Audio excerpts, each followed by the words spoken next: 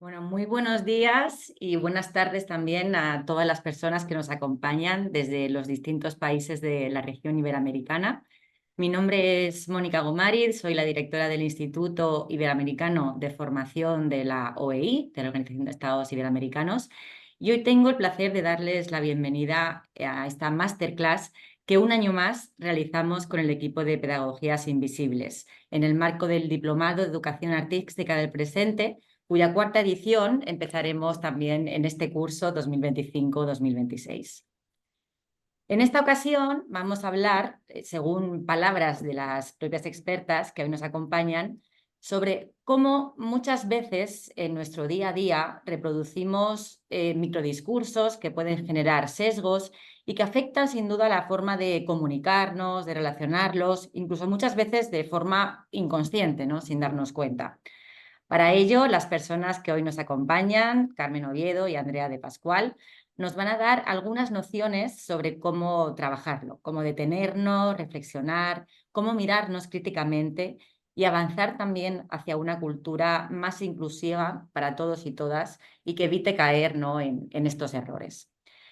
Creo que el título de la masterclass, Mirarme a mí misma, las pedagogías invisibles en la cultura y en la educación, representan muy bien el foco de esta sesión y también el foco y el trabajo que se realiza dentro del Diplomado de Educación Artística del Presente, que como comentaba al inicio, ¿no? Ya empezamos también este curso, esa cuarta edición, que está coordinado por el propio Instituto de Formación de la OEI y el equipo de Pedagogías Invisibles también como equipo docente. Desde el inicio de esta alianza, concebimos esta propuesta como una propuesta innovadora, con contenidos y metodologías muy contemporáneos, donde se rompía también con el concepto tradicional de la educación artística y siempre desde estos procesos de reflexión crítica, ¿no?, y de trabajo colaborativo, como va a ser también esta sesión de hoy. Por mi parte, no me extiendo más. Quiero presentar, sí, a las invitadas y expertas de esta masterclass. Empiezo por Andrea de Pascual. Ella es pedagoga con máster en Art Education, socia fundadora de Pedagogías Invisibles, donde realiza también labores de coordinación, diseño e implementación de proyectos en instituciones educativas y culturales. Ha trabajado y ha colaborado en varios centros de arte muy reconocidos, tales como el Matadero de Madrid, el Museo de Brooklyn, y organizaciones dedicadas al arte contemporáneo como Art21 o el Instituto Hemisférico de Performance y Política. Además, contamos también con la participación de Carmen Oviedo. Carmen es especializada en gestión y mediación cultural. Su labor gira, como dice ella, en torno a promover procesos culturales ubicados en la intersección del arte y la educación, apostando por planteamientos críticos y cuestionadores y entendiendo que detrás de toda gestión existe una pedagogía. Diplomada en Magisterio, licenciada en Historia del Arte, con un máster en Conservación y Exhibición del Arte Contemporáneo. Dentro de Pedagogías desarrolla también proyectos en las áreas tanto de mediación, formación e investigación. Es un placer contar con Andrea, con Carmen, después de esta gran sesión, ¿no?, que vamos a tener con ellas. La idea es abrir también un espacio de diálogo, o sea, de consultas, en las que también les acompañará mi compañera Bárbara García del Instituto de Formación para poder también resolver cualquier duda, consulta, etcétera, que puedan tener acerca del Diplomado de Educación Artística del Presente. Así que, bueno, por mi parte, nada más. Les dejo en buenas manos y muchas gracias a todos. Pues muchísimas gracias, Mónica, y bienvenidas a todas y a todos. Estamos aquí, yo, que soy Carmen Oviedo, y mi compañera Andrea de Pascual, y os vamos a acompañar en esta sesión que gira en torno a las pedagogías invisibles y que se enmarca en este curso que, bueno, que desarrollamos ya desde, esta ya va a ser la cuarta edición, que desarrollamos con la OEI. Y que lleva por nombre Educación Artística del Presente. Y bueno, pues esta masterclass lo que pretende es acercaros una pequeña parte de los contenidos que vemos en nuestro módulo, que es el segundo módulo, y que en este caso vamos a trabajar en torno a las pedagogías invisibles, que son unos contenidos y que son un marco de de acción y conceptualización, que lo que van a hacer es acompañarnos en nuestros procesos de diseño, creación, gestión de proyectos tanto educativos o artísticos o culturales, para que mantengamos siempre una actitud crítica a la hora de desarrollarlos. Os voy a compartir pantalla y vamos a empezar, bueno, poco a poco. Perdonad. A ver qué es esto de las pedagogías invisibles, ¿vale? Porque como podéis comprobar, las pedagogías invisibles es algo que nos obsesiona, ¿no? De hecho, allá por el 2012 fue el nombre que elegimos para el colectivo, ¿no? Ni más ni menos. Pero vamos a ver qué son estas pedagogías invisibles, ¿de acuerdo? Para quienes todavía no lo sepáis o todavía no tengáis el concepto bien asentado.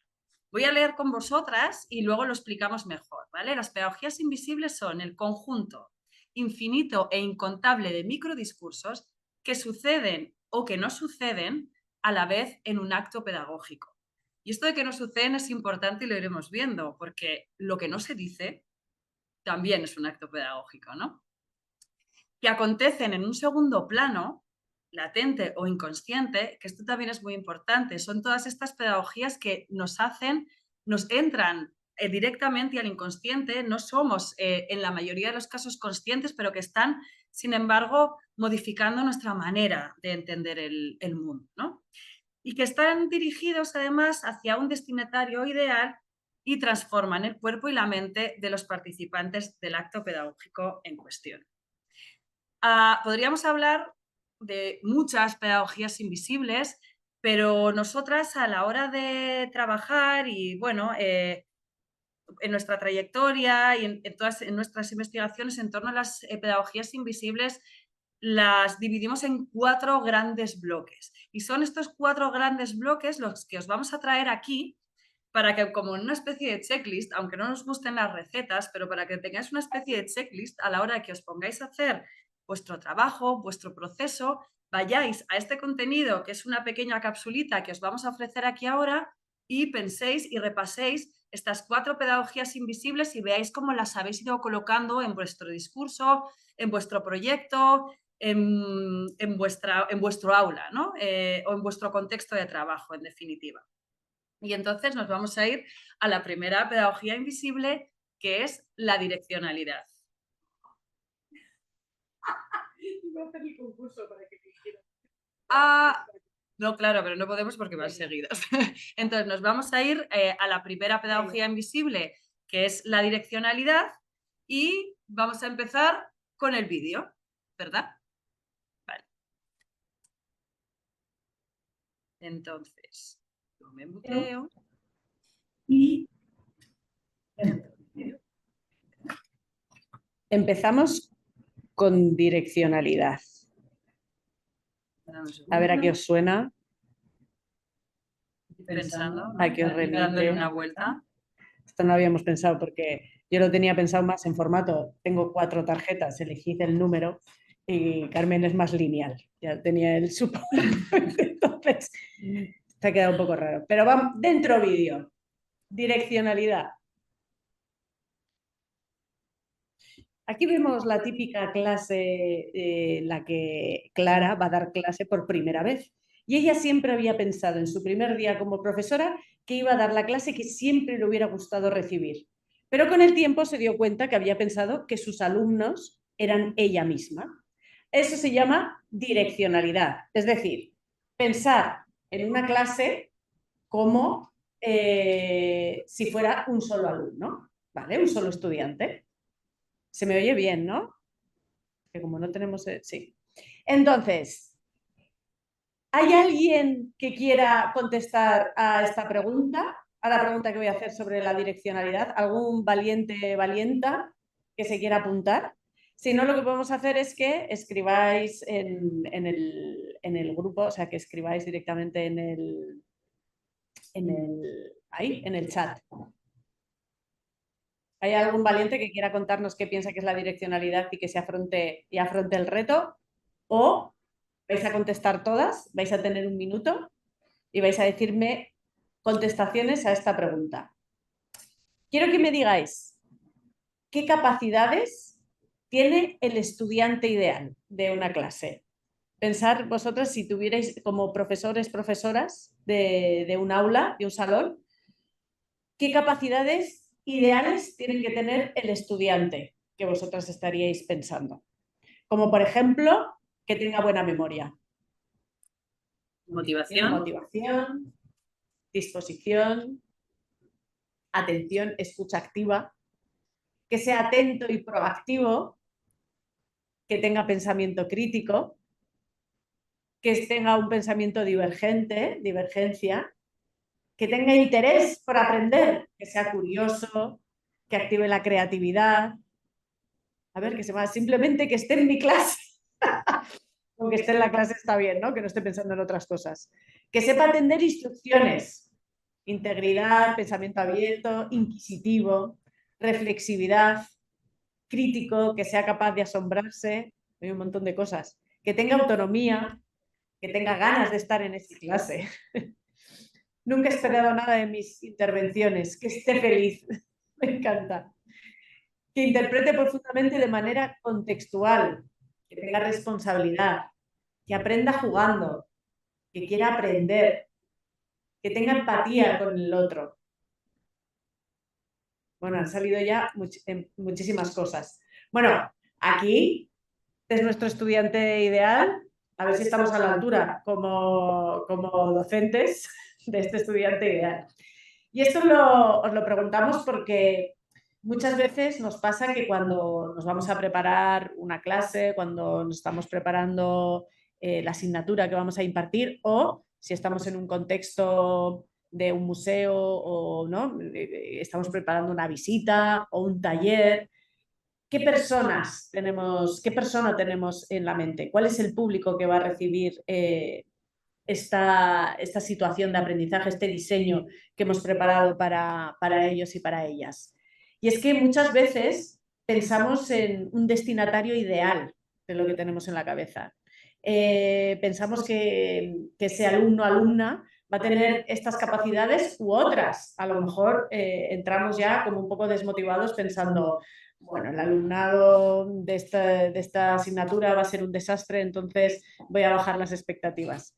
Bueno, es muy interesante pensar en esa direccionalidad que ejercemos sobre las personas con las que trabajamos y también la direccionalidad que ejercemos nosotras mismas cuando hablamos delante de ese público, cómo nos posicionamos delante de ese público. Eso es una direccionalidad que está hablando mucho de nosotras mismas, de lo que esperamos de esas personas con las que vamos a trabajar. Entonces, bueno, este es el primer concepto que llevado al aula creo que es fácil entenderlo desde ese punto de cuáles son las cualidades que esperamos de nuestro alumnado. Gracias, Andrea. Yo creo que también es muy interesante poner encima de la mesa que, claro, este curso de Educación Artística y Presente tiene una doble vertiente y es que vamos a abordar contextos culturales y vamos a abordar contextos educativos. Nosotras, cuando hacemos esta misma dinámica y ponemos en el centro la pregunta cultural, hacemos la pregunta de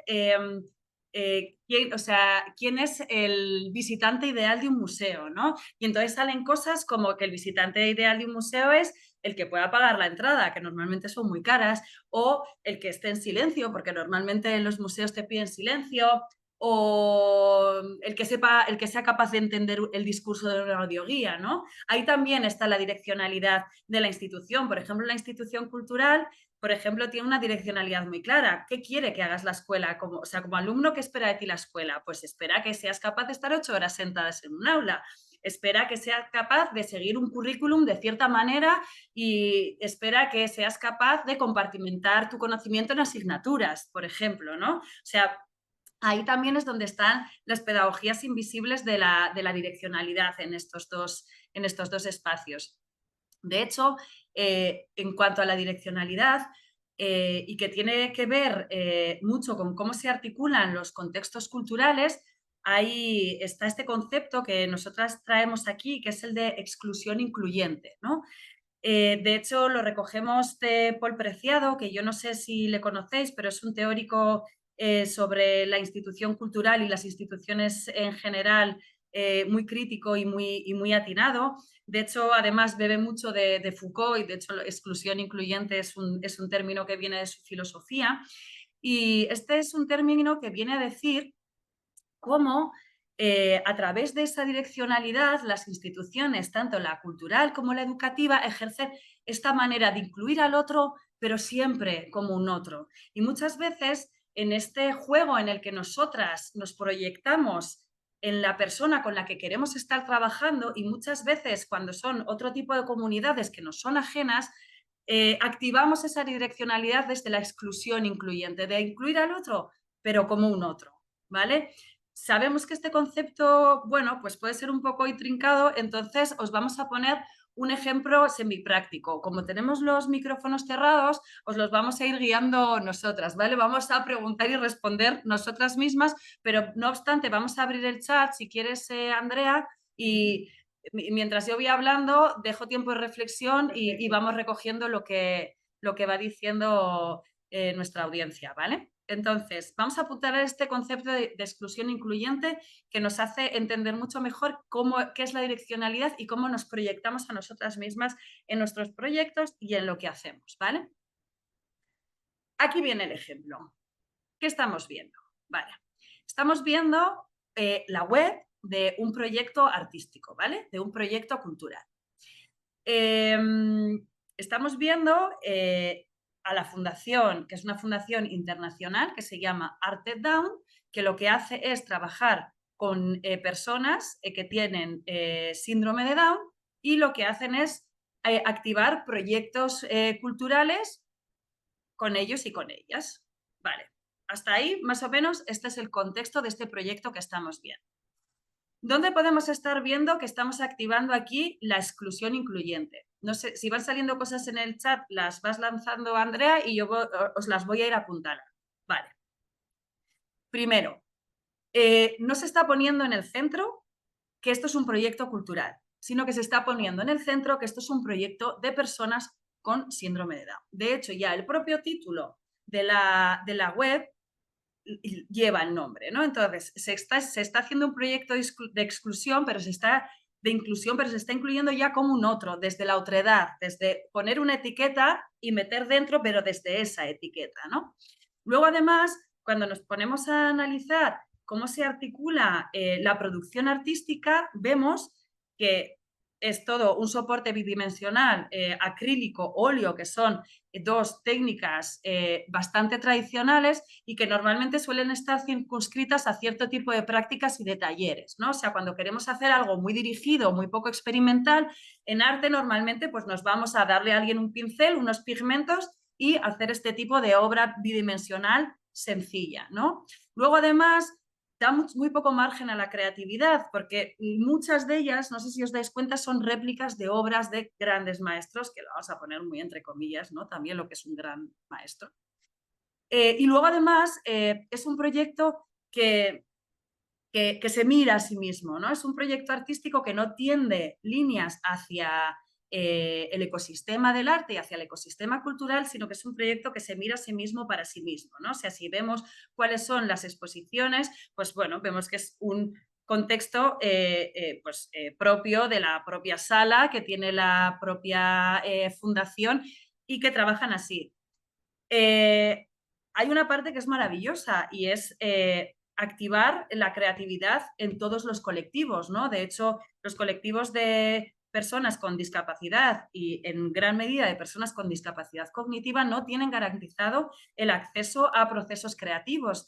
De hecho, nosotras somos muy conocedoras de, por ejemplo, cómo en España funcionan los centros ocupacionales. Los centros ocupacionales son el canal profesionalizante que tienen en la mayoría de los casos las personas con diversidad funcional y si acaso en estos espacios hay algún taller de arte, pero que está activado por una persona que puede o no tener formación. Entonces, es muy difícil que se dé una profesionalización de estas personas o una formación de este colectivo en materia artística o creativa. Entonces, o sea, el proyecto no está mal, no estamos poniendo en crisis este proyecto y no estamos diciendo en ningún caso que sería mejor no hacer nada. Es maravilloso, pero aquí hay una pedagogía invisible que tiene que ver con la direccionalidad y con incluir a un otro desde la otredad. Para que lo veáis más claro y podamos apuntarle esto mejor, os voy a poner otro ejemplo, ¿vale? Que creo que nos va a ayudar a tener como un mapa mucho más claro de cómo podría ser un proyecto de este tipo. Y es el proyecto Debajo del Sombrero, ¿vale? Debajo del Sombrero, os cuento que es una asociación que también trabaja para que personas con diversidad funcional, personas con discapacidad cognitiva, accedan a los circuitos del arte y de la creación artística. Vale. Ya cuando vemos esta web, nos está hablando de otro lenguaje, totalmente diferente. Esto es un lenguaje contemporáneo donde no está poniendo en el centro al sujeto, sino el proceso artístico. Si tú ves esta web, es una web de proyectos artísticos, no es una web de personas con diversidad funcional o personas con discapacidad haciendo proyectos artísticos. La estética es totalmente contemporánea. Vemos además que las disciplinas artísticas son disciplinas artísticas variadas, son multidisciplinares y contemporáneas, ¿no? Estamos hablando de performance, estamos hablando de arte relacional, estamos hablando de arte de contexto, estamos hablando de otro tipo de marcos de producción artística. Y luego, además, si os fijáis, son todos proyectos que están conectados con el circuito regular del arte, ¿no? O sea, está muy pequeñito, pero yo os lo leo. El primer proyecto está vinculado con el Museo Reina Sofía, el segundo está vinculado con la Facultad de Filosofía de la Complutense, ¿no? O sea, cambia, ¿no? Entonces, yo no sé si vosotras aquí veis cuál es la diferencia, que yo creo que para mí está claro. Si tenéis alguna cosa que comentar por el chat, adelante. Si no, seguimos y lo vamos apuntalando un poco mejor el concepto. Pero creo que aquí se ve cómo son dos proyectos muy valiosos, pero como en uno hay una direccionalidad muy clara y hay una exclusión incluyente, ¿vale? Y como en este hay un viraje donde ya la direccionalidad es otra y ya no se incluye al otro como un otro, sino desde otra legitimidad y poniéndole en el centro del proyecto. Para terminar de apuntalar este concepto, os vamos a poner un ejemplo que nosotras activamos en el Centro del Carmen. Yo no sé si lo quieres contar tú, Andrea, o quieres que lo cuente yo. Estás contestando en el chat. Vale. ¿Lo cuento yo? Vale. De cómo nosotras hemos abordado también, trabajando con el colectivo de personas con discapacidad, y cómo hemos repensado esta direccionalidad. Nosotras hace ya casi 4 años venimos llevando el Departamento de Educación y Mediación del Centro Cultural del Carmen, ¿vale? Que es un centro cultural de creación contemporánea que está en Valencia. Cuando nosotros empezamos a hacer este proyecto, una de las cuestiones que nos pedían era hacer un proyecto de accesibilidad. Nosotros en Pedagogías Invisibles llevamos muchos años trabajando con accesibilidad, ¿vale? Y lo que hacíamos era trabajar con grupos, les traíamos al centro, íbamos también al centro ocupacional a trabajar, trabajábamos desde otros lenguajes, trabajábamos con otros tiempos, pero trabajábamos desde una direccionalidad muy clara donde seguíamos incluyendo al otro como un otro, ¿no? Porque al final no había un cambio, ¿no? Al final el colectivo de personas con diversidad funcional no accede a la institución cultural desde un lugar de creación y desde un lugar de protagonismo, sino que siempre accede desde el lugar del usuario, ¿vale? Entonces tuvimos la suerte de que la coordinadora del Departamento de Educación de nuestro equipo de Valencia fuera Patricia Chamorro, una persona que lleva muchísimos años trabajando por la inclusión plena de las personas con discapacidad en los circuitos culturales. Entonces nos llamó la atención sobre esto y nos contó que en Valencia había una fundación que estaba trabajando con personas con diversidad funcional en el marco de la validación. Entonces estaba creando una especie de figura profesional que eran las validadoras. Entonces las validadoras lo que hacen es formarse en esta fundación para valorar el nivel de accesibilidad que tienen los espacios arquitectónicos públicos de la ciudad, por ejemplo, las entradas de metro, los hospitales, etc.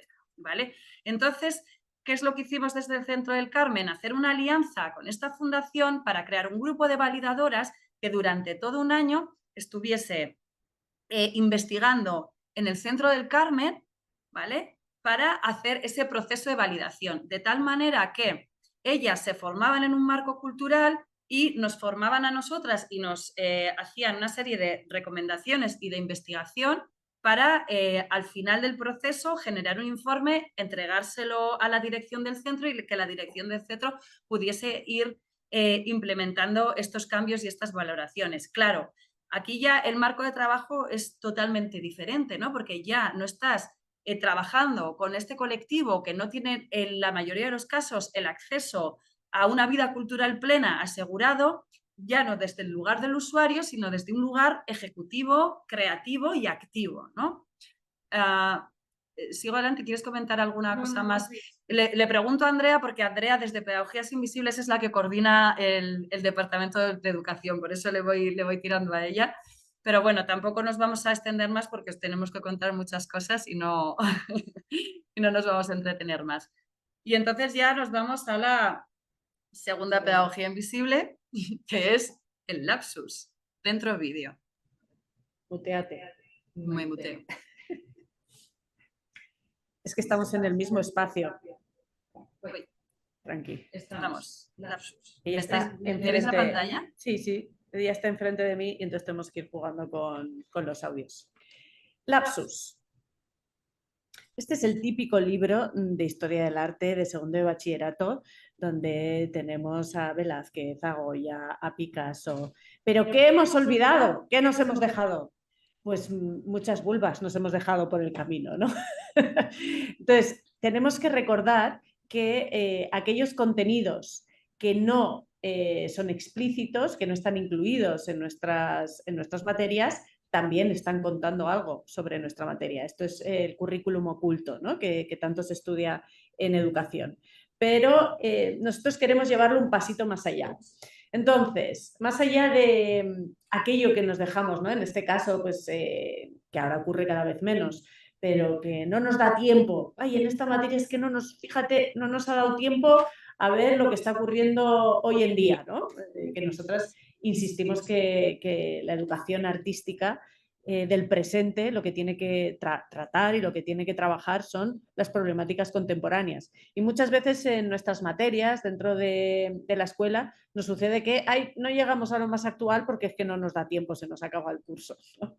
Pero vamos a ir incluso un poquito más allá. Y es que en el sistema global, en el currículum, lo que nosotros llamamos el currículum global, que se estableció en un momento dado, se dijo que las materias importantes eran las matemáticas, la lengua, ¿no? La geografía, hay como ciertas materias que siempre se han entendido como que son fundamentales en ese currículum global. Pero es verdad también que las materias, hasta que lleguen a incorporarse dentro del currículum, pasan un proceso y muchas veces se quedan desactualizadas hasta que llegan al currículum. Entonces, me gustaría preguntaros, ¿qué contenidos deberían ahora mismo estar incluidos en ese currículum global? Porque creemos que son muy importantes para poder formar a ciudadanos preparados para lo que nos viene en el futuro. Como por ejemplo, gestionar la incertidumbre. Para mí debería ser una materia como fundamental porque es una incertidumbre total en la que vivimos ahora mismo y es una capacidad que vamos a necesitar, que las niñas y niñas de hoy en día van a necesitar en su edad adulta. Entonces, abrimos chat. ¿Qué contenidos deberían estar incluidos en el currículum global que ahora mismo no los tenemos? Resiliencia, gestionar las emociones, la capacidad de diálogo, muy buena. Venga, ¿qué más cosas se os ocurre? Enseñar autonomía, autorregulación, comprensión y autocrítica. Me encanta la autocrítica, yo lo tenía aquí también pensado, como dar como ejemplo. Saber moverse en el discenso, me encanta. Meditar, escucha activa, ética, mentalidad abierta, pensamiento fluido, pensamiento crítico. El uso del arte para el combate a misoginia y otras formas de violencia. El ejercicio de la duda. Regulación y corregulación del sistema nervioso. Aprender los lenguajes audiovisuales. Resiliencia, otra vez. Interacción, escuela, padres, muy bueno. Cosmovisiones indígenas. pluralidad del pensamiento y del conocimiento, inteligencia emocional, somática. Están saliendo cosas increíbles. Espiritualidad, sororidad, sana convivencia, huertos, muy buena, totalmente. Descolonización ética y estética, empatía, ecología, autosustentabilidad, soberanía, bueno, herramientas de expresión crítica y constructiva, concienciación de las realidades y las verdades, biocultura. Venga, voy a parar ahí porque están saliendo cosas increíbles. Interacción ambiental, educación cívica, bueno, creo que efecto mariposa, muy bueno. Y claro, yo creo que la siguiente pregunta que nos haríamos es, porque yo creo que no hay ni una de estas respuestas con la que no esté de acuerdo, que crea que ahora mismo no estoy diciendo que sean cosas más importantes porque cada materia dota al cerebro de un tipo de plasticidad diferente, pero es verdad que estamos hablando de capacidades emocionales, por un lado, capacidades de adaptación al mundo contemporáneo, capacidades de gestión del sistema nervioso, ¿no? De entender cómo funciona nuestro sistema nervioso. O sea, creo que todo lo que habéis marcado creo que van a ser capacidades fundamentales en los años venideros. Entonces, ¿por qué? ¿Por qué ese currículum global se empeña en formarnos como trabajadoras, trabajadores de puestos de trabajo que no sabemos si van a existir en realidad? ¿O cómo se va a gestionar el aprendizaje dentro de 5 años cuando la inteligencia artificial se haya desarrollado de una manera más potente? ¿Cómo van a ser las clases? ¿En serio tenemos que seguir pensando ya no solamente en las mismas materias, sino en dar las materias de la misma manera? Entonces, mi pregunta es, ¿por qué? ¿Por qué no están incluidos? Aquí ya tenemos una respuesta que puede ser una que vertebre muchas otras que van a salir, y es para sostener el sistema capitalista. Hay un documental que se llama The School in the World, como desescolarizar el mundo, y que está en YouTube, podéis acceder a él desde hace muchos años, pero planteaba esta cuestión de cómo el currículum global está organizado en base a unas necesidades del sistema capitalista, ¿no? Y como muchas veces, o por ejemplo ponía el caso de la India, cómo se ha formado a toda una generación en cuestiones tecnológicas, y luego es una generación que ha sido desvinculada de sus territorios, de cómo cultivar, de cómo poder sobrevivir en lo rural, se han ido a la ciudad y luego no han tenido trabajo porque había exceso de personas cualificadas para esos trabajos, para los trabajos que había. Es un simple ejemplo, pero de cómo tenemos que contextualizar también, ¿no? todos estos aprendizajes. Para sostener, a ver, por aquí habéis tenido, para sostener el sistema capitalista, otra materia ausente es la conciencia histórica y de clase, y contesta alguien, no es casual. Lo que ordene la OCDE: se necesitan personas que trabajen de forma mecánica, repetida, automática, que no piensen, pensamiento crítico y concientización. No necesitan rebeldes y personas críticas. Bueno, es como esta parte del lapsus que yo quería tratar dentro del mundo educativo. Ahora Carmen se lo va a llevar. Ah, no, esto me lo llevo yo también. Esto lo sigo yo. Nos lo vamos a llevar más al mundo de las instituciones culturales. Entonces, yo creo que este es un gran ejemplo para trabajar el lapsus. Es una obra de los años 90 de Fred Wilson, que es un artista afroamericano, a quien invitan a un museo, museo historicista, un museo que es etnográfico, eso es un museo etnográfico donde hay una serie de piezas expuestas, y le piden que desarrolle una pieza en específico para este museo. Y Fred decide que en vez de generar una pieza nueva, lo que va a hacer es reorganizar las piezas que ya existen en ese museo. Entonces, estos objetos que veis en esta imagen, que antes estaban expuestos con una información cercana a, me lo estoy inventando, pero jarra ornamentada con flores, no sé qué, de la familia, no sé cuántos, él decide reagrupar todos esos objetos de metal, poner unos grilletes en el medio y poner metalwork, que es trabajo en metal, y los años en los que se volvió se volvió a la esclavitud en esta zona de Estados Unidos, donde la esclavitud volvió a estar permitida. Entonces, lo que está contando Fred Wilson en esta obra, que luego ha hecho muchas reinterpretaciones de diferentes museos etnográficos, lo que está contando es otra historia, esa historia que no se suele contar, ¿no? Que se ha dejado fuera. Y es que el lapsus al final no es intencionado. Hay una intención de qué se cuenta y qué no se cuenta, qué información elegimos para la cartela, qué información elegimos contar en una visita, cómo están dispuestas las obras en un museo. Eso cuentan una historia, ¿no? Y al contar una historia nos olvidamos de la otra. ¿Querías decir algo? No, perdón, es para... Que quería comentar que antes hemos visto a Paul Preciado y que tiene también una frase muy buena a colación de esto y que dice algo así como que los museos de la historia de la ciudad no te cuentan la historia de la ciudad, te crean la historia de la ciudad.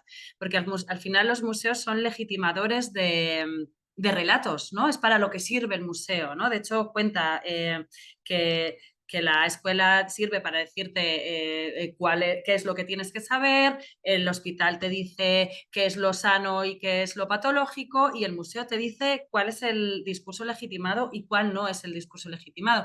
Por eso ahora, o sea, por eso se entiende, ¿no? Que en los museos, que las piezas de arte contemporáneo se aplique tanta censura, porque cuando tú estás activando un relato dentro de un museo, lo que hace el museo es legitimar ese relato como cierto, ¿no? Y entonces, al final, todos estos museos etnográficos que vemos a lo largo de todo el mundo, lo que hacen es legitimar unos discursos que normalmente se sitúan en un privilegio habitualmente blanco, situado en un norte global, etcétera, etcétera, en pro de otros discursos que tienen que ver con comunidades vulnerabilizadas, violentadas, subalternas, etcétera, etcétera, etcétera.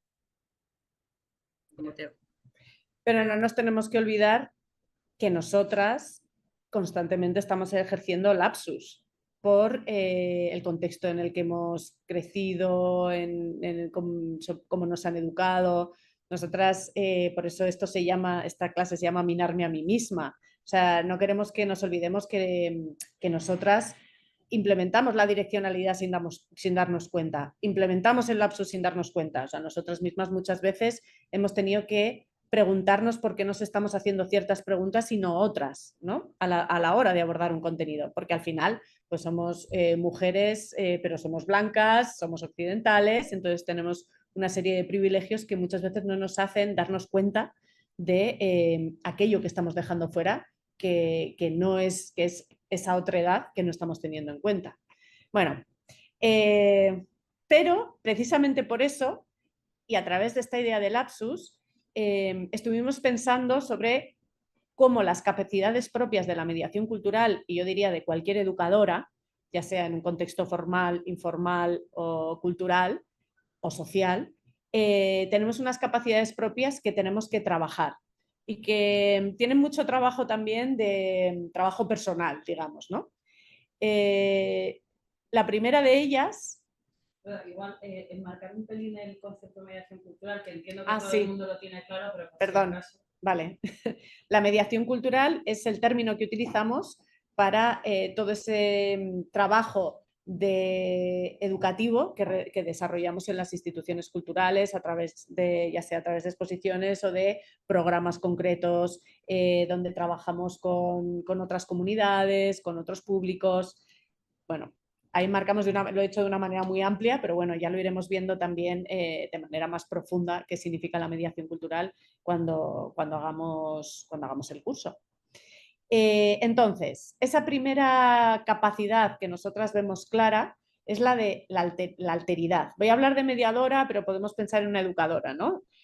Abordando un contenido en concreto. Creemos que nosotras como mediadoras educadoras somos esas personas que miran desde afuera y aportan nuevas perspectivas, porque está claro que no todo cabe en el currículum, que no todo cabe en la exposición, no podemos tener 100 discursos distintos, pero a partir del discurso que se genera podemos aportar nuevas perspectivas, podemos generar nuevas miradas, hacer nuevos desarrollos que son más inesperados, ya sea de la obra de arte, ya sea de una unidad didáctica, ¿no? Y aunque el público objetivo, ya sea de una institución o de una clase, esté determinado por diferentes circunstancias contextuales, desde la mediación y desde la educación, tenemos la capacidad de romperlo y generar nuevas vías de comunicación y de relación.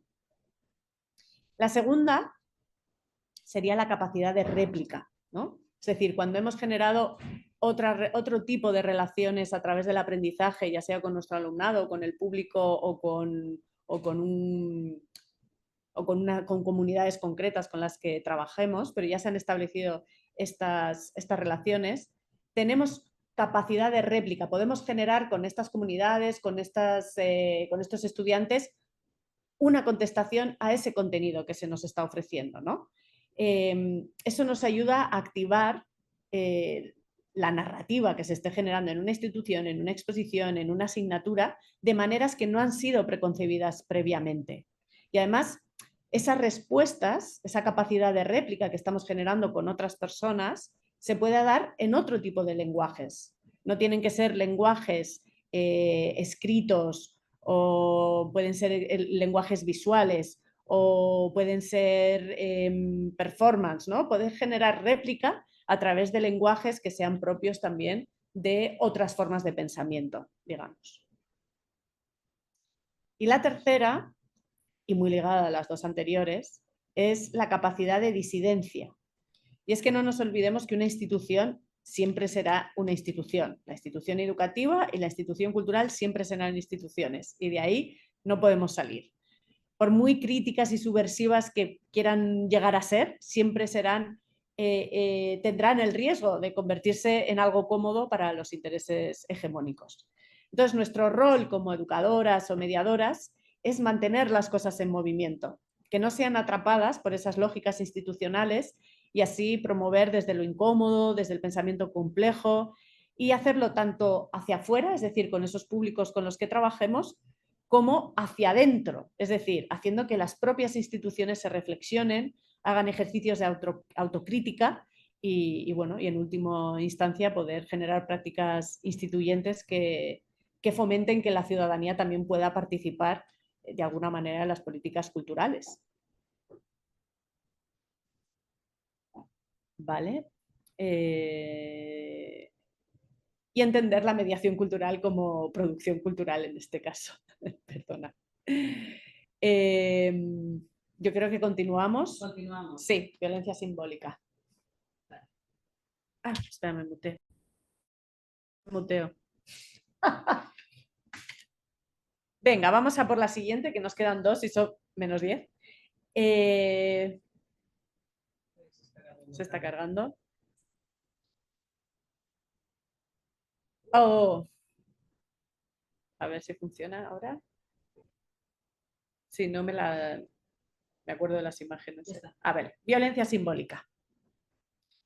Esta pirámide simboliza un aula, un salón, y en la cúspide de la pirámide tenemos a la faraona, que es la maestra del salón. Y decimos la faraona porque es la que tiene el poder de dejar que alguien vaya al baño, que alguien levante la mano, que alguien pueda hablar. Ella es la reina, la faraona del espacio del aula o del salón. A esto hemos llamado violencia simbólica. Y queríamos hacer un juego más divertido en esta, pero un poco más complicado. Y es que vamos a utilizar esas frasecitas de maestra que hemos escuchado tantas veces como alumnas o que también hemos utilizado como profesoras. Como por ejemplo, hasta que no salga el que ha tirado el papel, no se sale al recreo, que aquí el recreo es el momento de salir al patio. A ver si os salen frasecitas de estas que soltamos así sin querer. Al rincón. Al rincón. La clase acabe cuando lo diga yo. Muy bien.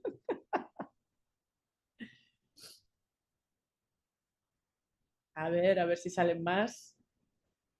Quien no termina lo de la pizarra no sale.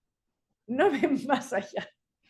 Hasta que no termine el último el examen, nadie sale del aula. Porque no fue al baño en el recreo. Otra vez baño. Puntos menos si no guardan silencio. Uy, frases que no quiero decir. Te llevas tarea extra. Nadie habla.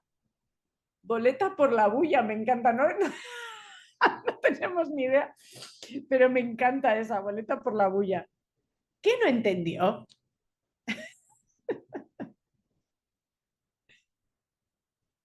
Bueno, ya han salido unas cuantas, es que esta es complicada, ¿eh? Silencio, totalmente. Cállense, ¿no? Siempre utilizando el imperativo. Cállense. Muy bien, pues ahora sí te doy la palabra. Tenías que ser. Espera, yo sí que tenía aquí como una reflexión, ¿no? De pensar cómo nos sentíamos nosotras cuando éramos estudiantes y nos decían ese tipo de frases, cómo nos sentíamos, intentar llevar esta sensación que sentíamos de pequeñas a cómo se siente el alumnado ahora cuando escuchan esas frases, ¿no? Y cómo pueden llegar a ser de violentas, que parecen tonterías, pero es mucho más violento de lo que nosotras pensamos. ¿Qué parte de cállate no entendiste? Venga, te doy la palabra. Total, totalmente. Y es que esa sensación me parece que es muy clave, ¿no? O sea, el cómo te hacen sentir estas estructuras. Nosotras, cuando trabajamos con esta pregunta en la institución cultural, preguntamos cuáles son las violencias simbólicas que ejerce un museo, ¿no? Y es que son un mogollón. Desde el precio de la entrada, que no es accesible, a cómo están articuladas las cartelas, que en muchos casos no entendemos ni nosotras que tenemos formación en arte, ¿no? Los carteles de cállate, el personal de seguridad a quien la institución no ha acogido y formado, entonces no puede acoger y formar a la gente que se acerca al museo, hasta cómo están articuladas las propias piezas, ¿no? Que es pura violencia simbólica, como veíamos en el caso del lapsus anterior. Hay un montón de violencias simbólicas que además se repiten una y otra vez. Las catenarias, ¿no? Que no te permiten pasar, son un ejercicio de violencia, ¿no? O sea, sobre todo pensando que al final la institución cultural es un espacio donde nos juntamos para generar nuevas capas de conocimiento, para generar ciudadanía crítica, para generar discurso compartido. Entonces, todas estas violencias simbólicas lo que hacen es perpetuar, ¿no?, esta manera en la que la institución lo que hace es generar una direccionalidad muy clara para que seas quien quiere, ¿no?, ella que seas, y que pienses lo que ella quiere que pienses, ¿no?, a través de todas estas violencias simbólicas. De hecho, como veréis, las pedagogías invisibles que os vamos contando, muchas veces un mismo acto encierra varias pedagogías invisibles, si os dais cuenta. Os vamos a enseñar un par de ejemplos en donde hemos roto, ¿no?, o donde hemos visto que se han roto esas violencias simbólicas y que nos parecen muy paradigmáticos porque se hacen desde lugares tremendamente rupturistas, pero tremendamente coherentes y consecuentes con cuál es el plan institucional, ¿no? Os estoy enseñando la foto del Teatre del Artesà, que es el Teatro del Artesano, que está en el Prat de Llobregat. Para quienes no conozcáis dónde está el Prat, os diré que es una ciudad de estas kilómetro cero al lado de Barcelona, ¿vale? Barcelona tiene un montón de ciudades alrededor, ¿no? Y esta es una de ellas. Y además no es cualquier ciudad porque es donde está el aeropuerto de Barcelona, ¿no?, que mucha gente conoce el Prat de Llobregat porque va ahí a coger el avión. Vale, pues os cuento. Esto era un teatro que llevaba muchísimos años cerrado y que se decidió generar un proyecto para abrirlo con su consecuente remodelación, inversión económica tremendamente grande para hacer de esto un espacio cultural destinado a las artes escénicas contemporáneo y con una dotación técnica solvente y coherente con lo que se pretendía hacer, ¿no? Vale, pues hasta aquí estamos.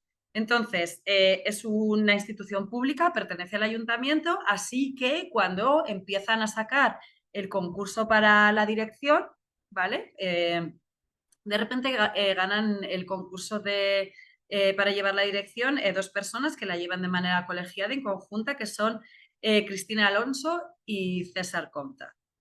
Vienen de un contexto en el que entiende que la cultura y que la institución cultural es un agente político de transformación social, que tiene que estar al servicio y en diálogo con sus contextos y que tiene que ser un marco para asegurar la vida cultural y los derechos culturales de los contextos donde se establece, ¿vale?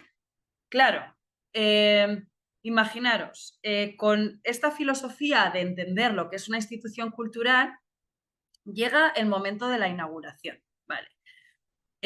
Habitualmente, cuando un ayuntamiento pone un montón de dinero para rehabilitar un edificio, lo que espera es hacer una inauguración con una alfombra roja, entre comillas, si no la hay de manera simbólica, una foto, una representación institucional y generar ese relato institucional.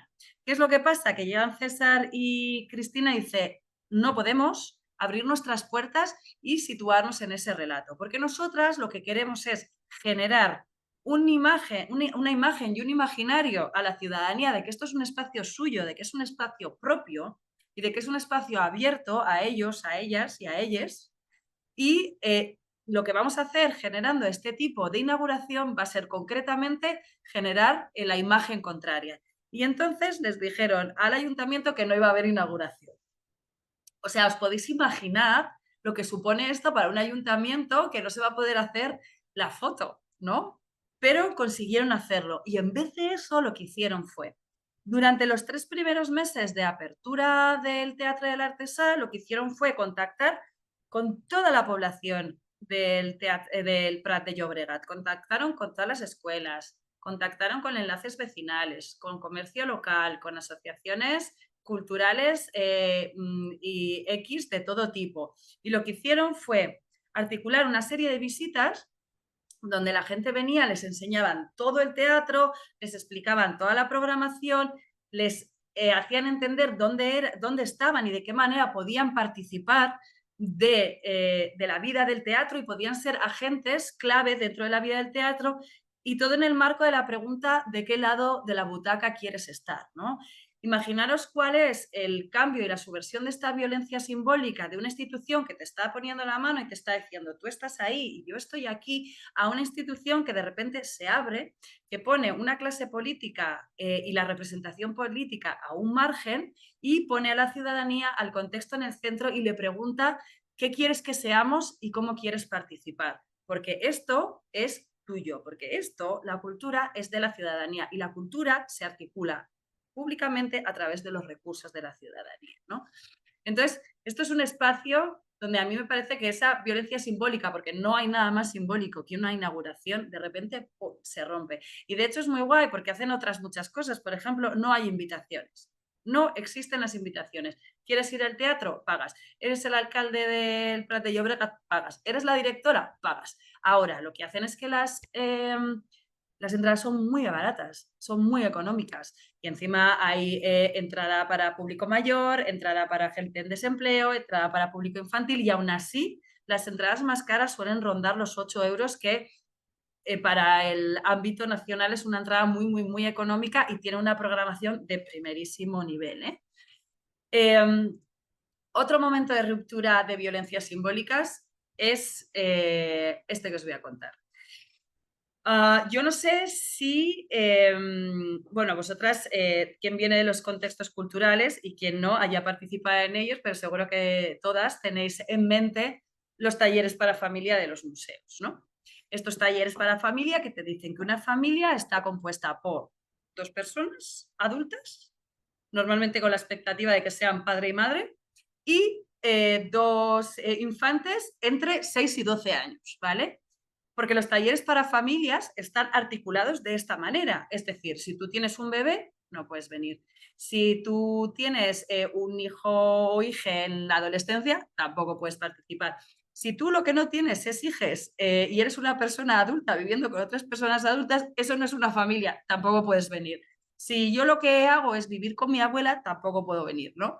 Entonces, el propio museo lo que está generando es una violencia simbólica bastante heavy del relato de lo que tiene que ser una familia. Acordaros que además el relato lo que hace es legitimar discursos y de una manera indirecta lo que está diciéndote el museo es qué es una familia, ¿no? Y que una familia además es este modelo normativo de familia. Entonces, a nosotras hace muchos años, de hecho fue una de las primeras cosas que hicimos en Pedagogías Invisibles, que de hecho la hicieron entre otras personas Andrea, fue el encargo de unos talleres para familias en Matadero, Madrid, ¿no? Aquí en un espacio de creación artística de Madrid, contemporáneo.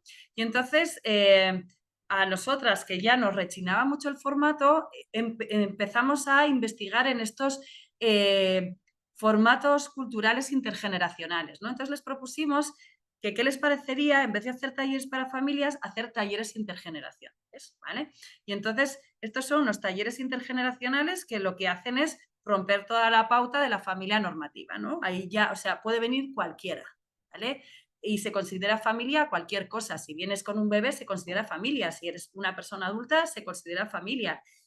Si vienes con tu perro, se puede llegar a considerar familia si la institución tiene a bien dejar entrar a los animales, ¿no?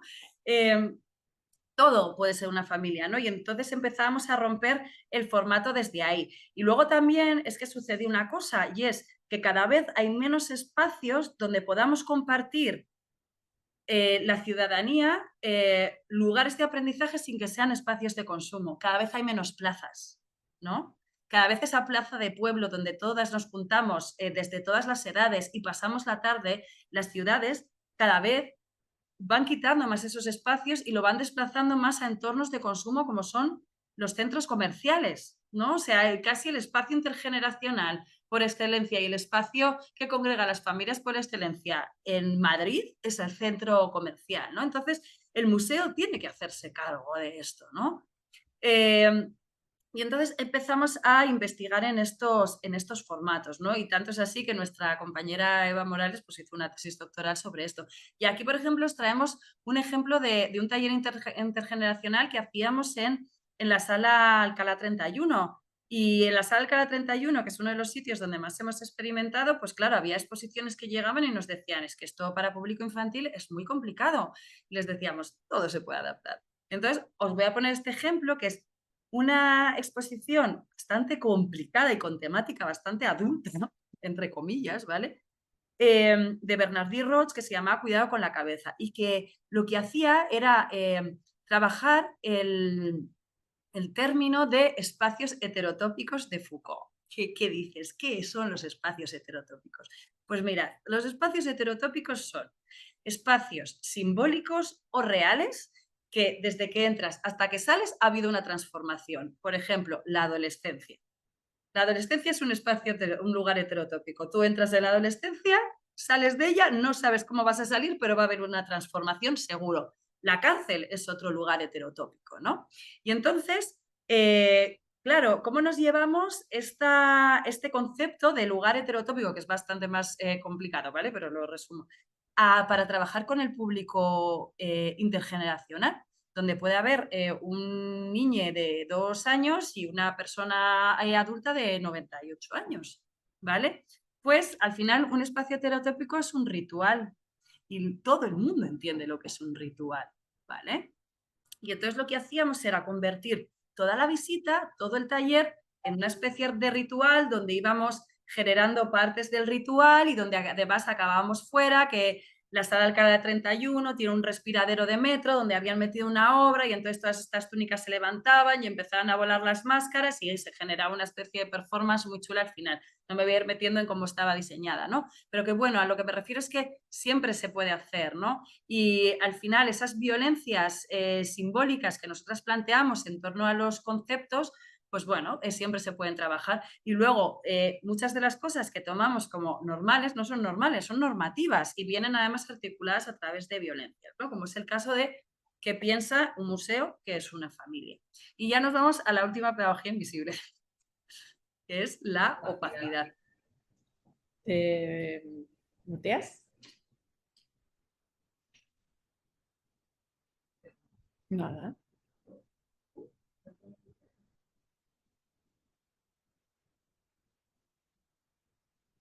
A ver, es que No te funciona.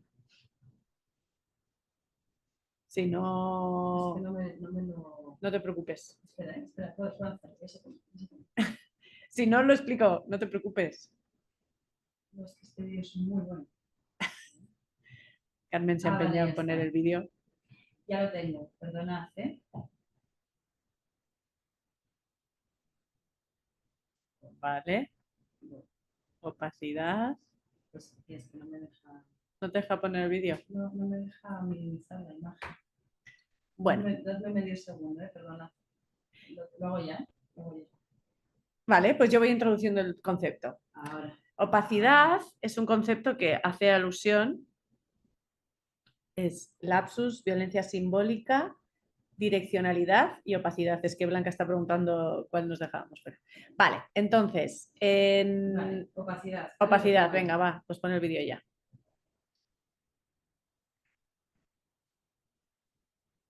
Y... Problemas técnicos, a veces pasa. Voy a intentarlo otra vez, ¿vale? Venga. Es que este es el que más le gusta a Carmen. A mí también. Es que este es el mejor de todos. Bueno. Vete explicando un poco lo que es lo de encima. Opacidad son aquellas decisiones que tomamos a la hora de generar un diseño en un espacio de aprendizaje y que las tomamos por practicidad, ¿no? Porque esto es práctico. Pero no nos paramos a pensar cómo nos hacen sentir esas decisiones, ¿no? O sea, se invisibilizan o se disfrazan como de una necesidad práctica y en realidad generan diferentes emociones. Bueno, os íbamos a enseñar el pasillo de un instituto, ¿no? El típico pasillo de un instituto que está hecho con baldosas, que nos puede hacer sentir como si estuviéramos en un centro penitenciario, o nos pueden hacer sentir como si estuviéramos en una cocina, o nos pueden hacer sentir como si estuviéramos en un psiquiátrico, ¿no? Pero se ponen baldosas porque así es más fácil limpiarlo. Hay toda una serie de decisiones que tomamos, o el timbre o cosas así, que el timbre ya se ha repensado, que en muchos centros educativos se utiliza ya como música, como para cambiar, ¿no? Pero que generan una serie de emociones y que nos hace situarnos en esos espacios de aprendizaje de determinada manera.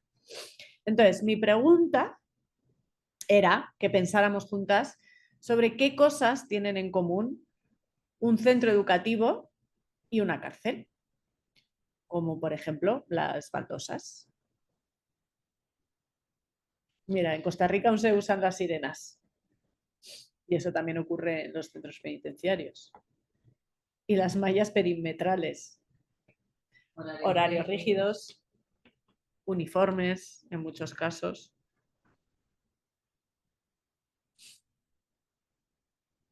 Comedores. En Chile, fierros en rejas en las ventanas, fierros en las ventanas y puertas, no puedes salir sin permiso.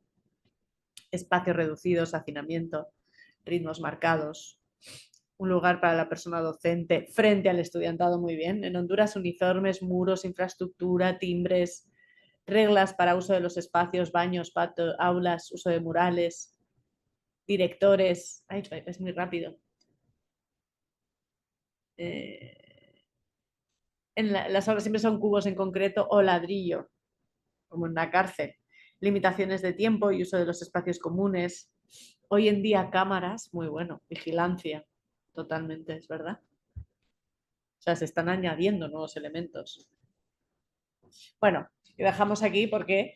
Y claro, ahí nos hace preguntarnos en qué momento empezamos a pensar estos espacios comunes, ¿no? De hecho, nosotras tenemos una anécdota que es, una vez vino un técnico de la institución pública al centro educativo porque queríamos pintar las paredes de un color distinto y trajo un libro de Pantone donde se veía claramente que era de instituciones penitenciarias. Y le dijimos, ¿te has confundido de libro? ¿Traes el de los colores para las instituciones penitenciarias? Y nos dijo que no, que es que se utilizaba el mismo, se utilizaban los mismos pantones para centros penitenciarios que para instituciones educativas públicas. Bueno, esto fue hace muchos años, seguramente ha cambiado, pero como ejemplo creo que nos sirve, ¿no? Si quieres llevártelo a la institución cultural. Pues nos lo vamos a llevar a la institución cultural y os lo voy a contar a través de una pieza artística, ¿vale? Porque sí que es verdad que en muchos casos la opacidad es una de las más complejas de ver, ¿verdad? Porque es cuando la institución te está diciendo que es algo, pero está haciendo otra cosa, ¿vale? Entonces, creo que con esta pieza de Andrea Fraser se entiende muy bien este término de opacidad. Os voy a explicar qué es esta pieza, ¿vale? Y en qué consiste. A ver, Andrea Fraser, para quien no la conozcáis, es una artista que hace performance.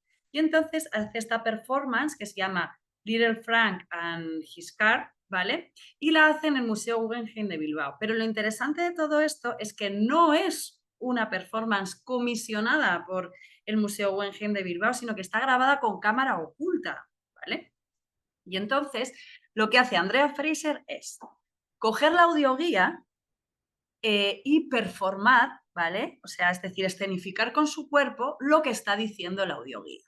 En la audioguía del Guggenheim, cuando tú estás en el hall, que es el lugar el espacio en el que está en este momento Andrea Fraser, oyes una voz masculina, así como sensual, ¿no? Que te está diciendo que el hall del Guggenheim es un espacio de acogida, que tú que mires, ¿no? Esas paredes, esas formas sinuosas que te abrazan, que sientas la calidad de los materiales, ¿no? Y entonces lo que está haciendo Andrea Fraser directamente es lo que le está pidiendo la guía, la audioguía, que haga, ¿no? ¿Qué es lo que sucede? Pues que hay una disonancia tremenda si tú estás siguiendo exactamente lo que te está diciendo el audioguía, ¿no? Entonces, vemos ahí cómo está Andrea Fraser en ese momento de sensorialidad total y cómo el resto del público le está mirando como si estuviese totalmente fuera de lugar. Y es que, claro, lo que está diciendo el discurso de la audioguía es un discurso totalmente opaco porque no es real, porque el hall del Guggenheim no es un espacio de acogida. El hall del Guggenheim es un espacio donde tienes que pagar una entrada de 14 euros y sortear a un personal de seguridad con unos tornos de seguridad y luego ya empezar a acceder al museo. El espacio se parece muchísimo más al hall de un aeropuerto que al de un espacio, el de una institución de producción de conocimiento, una institución cultural que debería ser una institución de acogida. De hecho, a este señor con esa camisa blanca le pones una maleta de ruedas y es que es totalmente el hall de Barajas del aeropuerto de Madrid.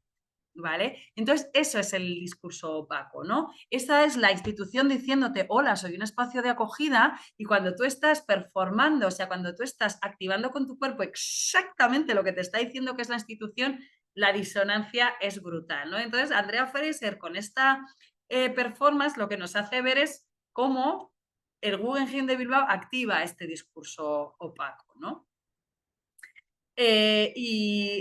También en esta parte nos gustaría traeros una reflexión de este teórico que nos parece maravilloso, que es Cuauhtémoc Medina, que seguro que muchas de vosotras conocéis, que hace unos años fue el comisario jefe del MUAC, del Museo de Arte Contemporáneo de Ciudad de México, ¿no? Y claro, y él hace una reflexión que es maravillosa sobre la institución cultural y por qué prolifera de esta manera la institución cultural.